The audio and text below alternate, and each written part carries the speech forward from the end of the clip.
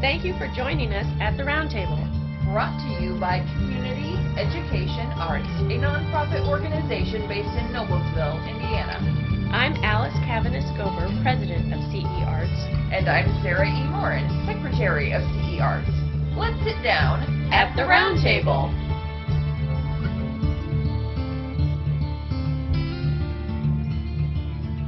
Welcome back to Community Education Arts in our Creative Placemaking series. You're seeing me tonight. Alice is off camera. She's going to stick her head in for a moment. I'm here. Just because we have a special guest with us tonight and we want to give her a place at center stage. This is Deborah Petersen with us tonight. Salutations. Fabulous, Deborah. Thank you.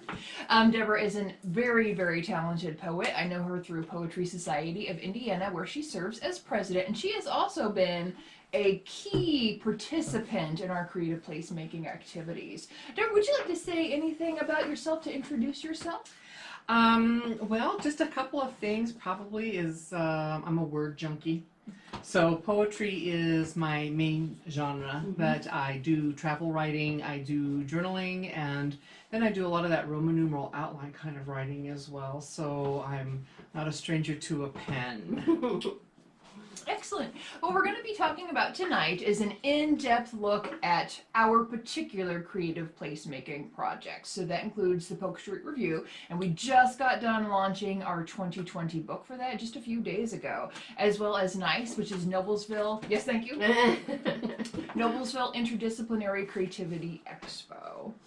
So I think that I have us just talking a little bit about the history of Polk Street Review and how that came to be. Start a little bit about that, and I'll just give a little history of that first off, because I'm the one who kind of got us involved with it. It actually, the Polk Street Review began in 2011 as just a book. It was an anthology put together every year by two local authors, Bill Kinley and Kurt Meyer, who are friends of ours, and they did that for 3 or 4 years. They collected submissions from local writers, and predominantly just local writers, and published a book and had a book launch. And it was not, I would say it was beloved by the group of people that knew about it, and the wider world had no clue. The wider city had no clue. I mean, it was kind of a unknown thing, but it was very popular among the people who loved it, and the local community, especially of the writers and the people who submitted to it. In 2014, I created the nonprofit that we have now, and one of the things that I decided to do was ask Bill and Kurt if we could take over that publication, because they had not produced a book in 2015 because both of their writing careers took off.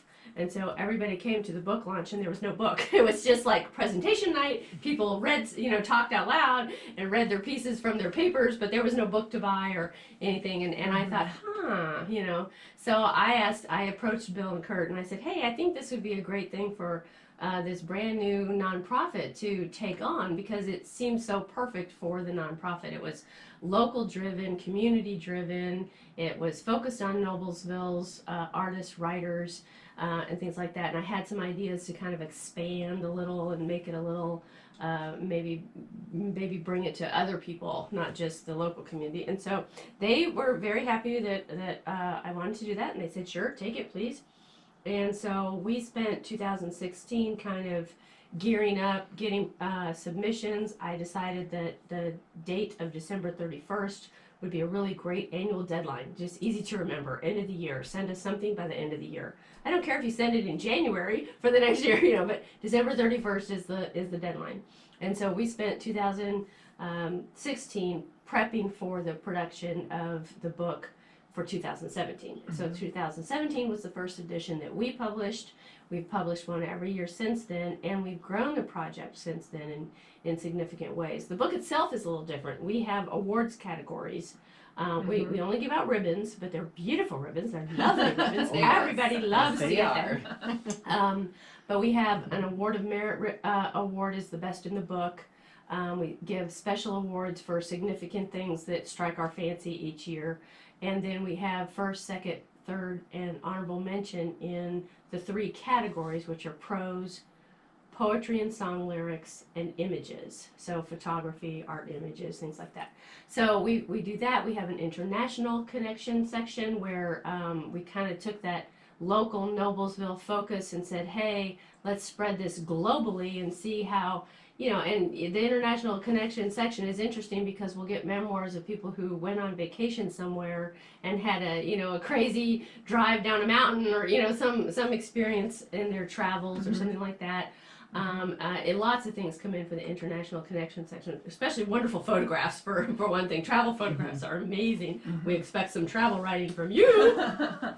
And so that was different. I think the rest of the book is pretty much the way Bill and Kurt had it, but we did innovate it and update it a little bit with those things. And the global connection with the international stuff has really been something that was important to me, because I think it allows us to reach a much more diverse audience, and not just the people who submit.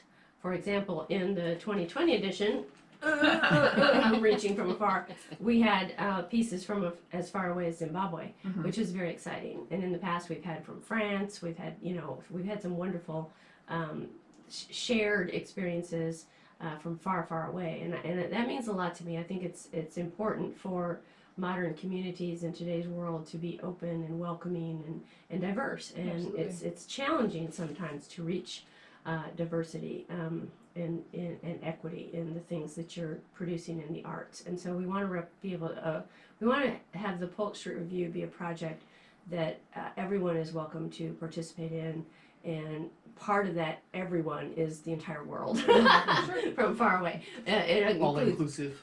all inclusive, yeah, exactly. And that's I think that international is just one of the diverse peoples that we hope to reach. There's all kinds of diversity that we want to include. But anyway, so that's how the book became a slightly different book. And then in the past few years, it's been very important to me, and Sarah E. has really supported and encouraged and helped me grow the book into what I call a project, an arts project, a creative placemaking project.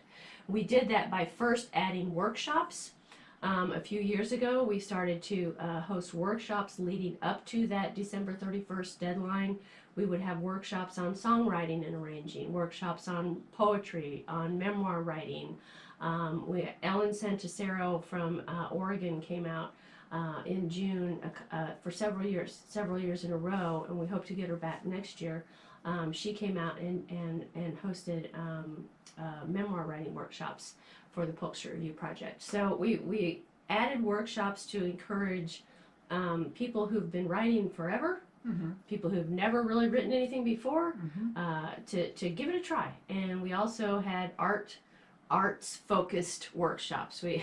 I remember specifically we had a photography one that got rained out, so we just on the fly just changed it to, hey, get your cell phone out, get your device out, look at the fourth last picture you took, and let's write something about it. Let's talk about that picture. So when you can't go walking in the rain easily, you do that. So we added workshops, and then last year we started a podcast at the Round Table. And that's our podcast and short video series is also part of the Polk Street Review project now. And that's really exciting. So our project is much more inclusive, is a word that you use, Deborah, and I like that, because we can have people on the podcast, we can have people at workshops, we can have people submit to the book. Some people who come to workshops don't submit, but they get something out of the workshops. They just don't necessarily want to be in the book. Right. Some people who will come on the podcast don't have anything to do with the book or the workshops. So we should be able to grow our participants and our audience with this project. So that's a little bit of history about the project itself and the book in particular. I want to spring off of something you said before my brain forgets it. Yeah, I know. Feel free to interrupt me, because you know me, I could talk forever. And that is, you brought up the point that in 2015 there was no book. There was no And book. you clearly felt it was important that we have a printed book. Yeah. And so that brings up to me the reminder of the double layer that we have in-person presentations. We also have the hard copy book. Yes. And so I want want to turn over to Deborah. What do you feel as a contributor? What do you feel you gain out of doing the presentation, and what do you feel you gain out of, what does it feel like to see your words in print too?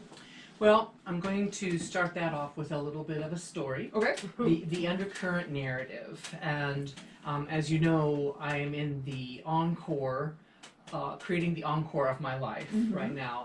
I've raised my children, I've done my career, I've got that pension thing going on, and my daughters found their way into central Indiana, so I've been looking to move.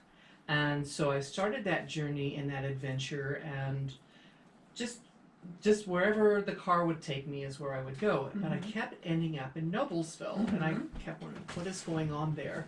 And then I realized that after crossing your path, your lovely, wonderful path, and Alice's, that there is something. Poetry Yes, Society, there is right? something going on in this community, and compared to all the other communities in central Indiana, from Ohio to Illinois, and a little bit north and south, this one was the most vibrant when it came to communities. So the work that you have done, you truly are manifesting your words when it comes to community engagement and creative placemaking, because it's happening right here, and that's what brought me into this realm. Thank you.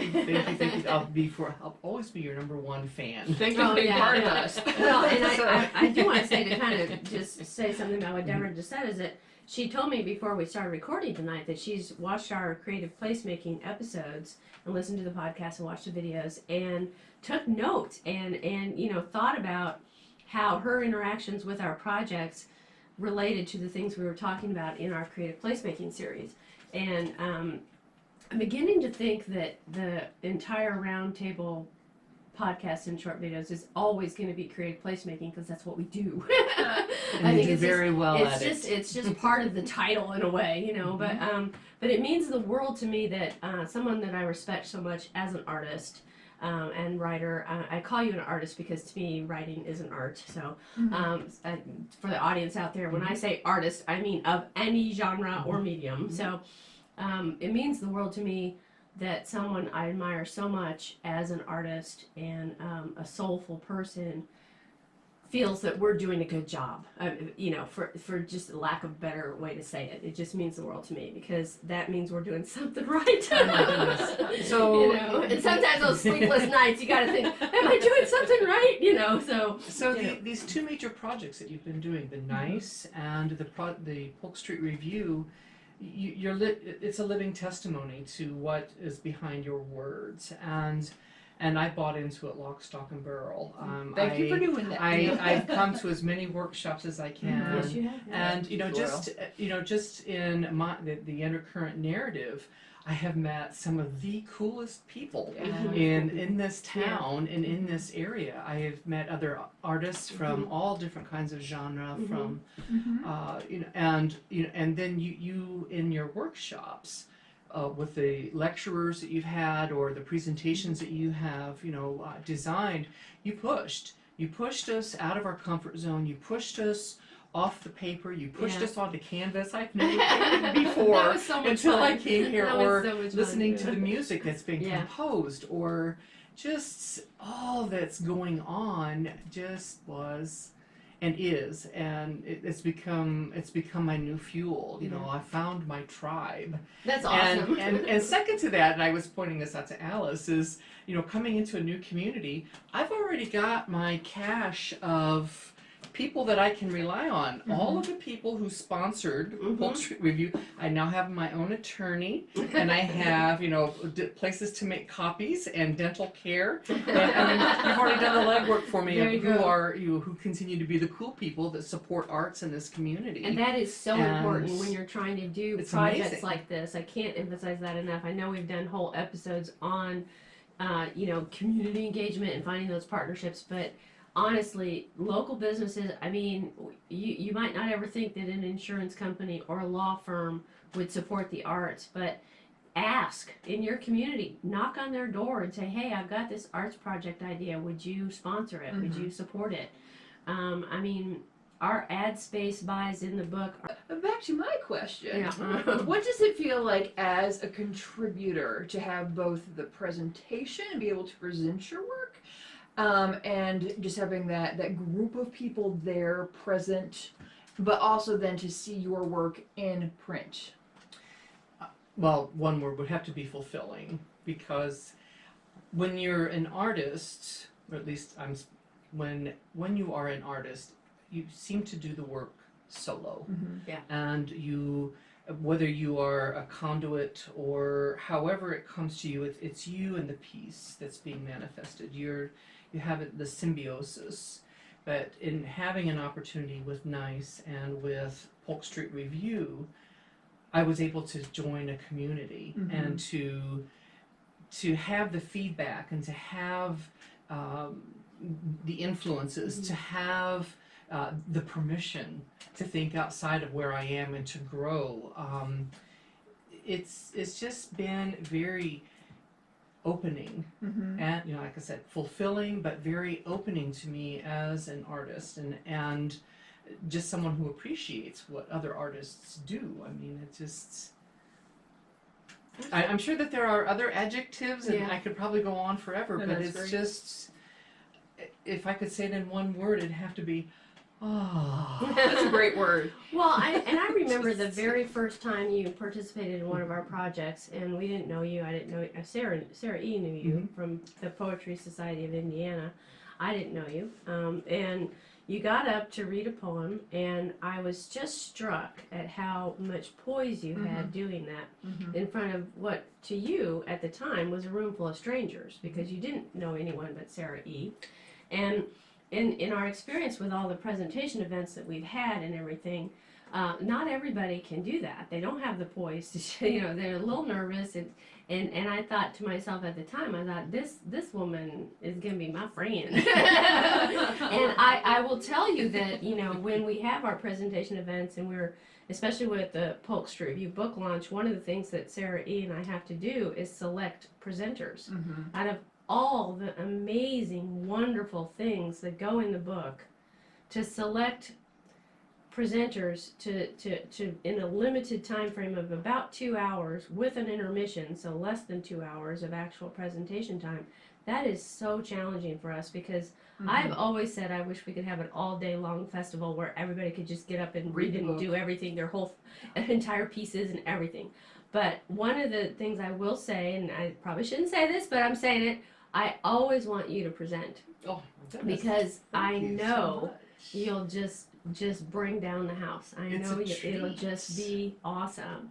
And so it's important to me to encourage people who don't present very much, and they need to get more comfortable doing it. But it's also important to me to have more confident presenters take that stage and give them that platform. So I'm thrilled that you feel that's fulfilling, because I'm fulfilled listening to you when you present.